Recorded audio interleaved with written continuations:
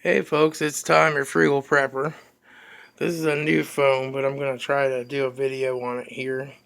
Haven't done many lately. I've just been busy with a new job, and there's just a lot going on in my life right now.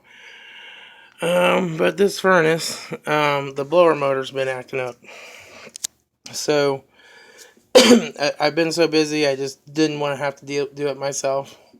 By the way, I'm at the new house. I did just get done putting this whole new gas line in the basement a couple weeks ago. So that's all replaced and working now.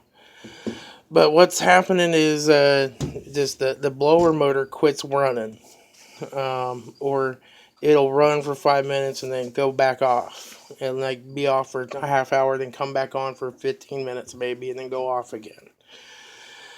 So I'm thinking that's the blower motor, or the relay, um, or But when the blower motor wasn't running, of course the coil would freeze up, and so everybody that came out was like, "Oh, probably the first guy was too much Freon."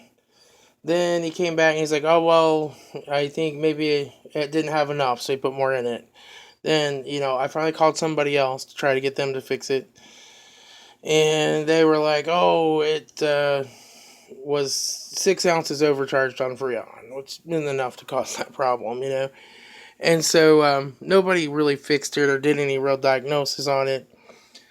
So I finally just got upset at $380 later. HVAC techs can be pretty useless sometimes. And so I just decided, like, look, I'm going to fix it myself. So what I did is I went up first and I just bypassed the thermostat to keep the blower on, and the motor would still shut down. So then I came down, and in here's a control board, which I'll show you in a minute. And so I made sure there was still the 24 volts coming into it on that signal wire, and then the relay is built onto the control board. And I made sure it was still putting the voltage out for the blower motor when the blower would shut down, and it was. Um, so I then took and bypassed that wire for the high speed on the blower motor, hooked it right into the voltage, the line voltage, let it run, and it would still overheat or whatever it's doing, and it would shut down. I ordered a blower motor on Amazon, and then one came in, and it was broken from bad packaging, so I returned it. I got another one. It finally came in. So now I'm ready to attempt replacing the blower motor. So I'll go ahead and pop this open, and then I'll show you what I've done inside. And I got my flashlight to help you see it a little better, hopefully, here. Alright, so what we see back in here is this is the squirrel cage for the fan. It sucks its air in from back over here, um, through the furnace filter, right? Um, and then this is your control board here, which you can see, I think, that has relays built on it there. That controls, this is a 90% efficient furnace, so it's got a blower and all that kind of stuff, and it's vented out the PVC.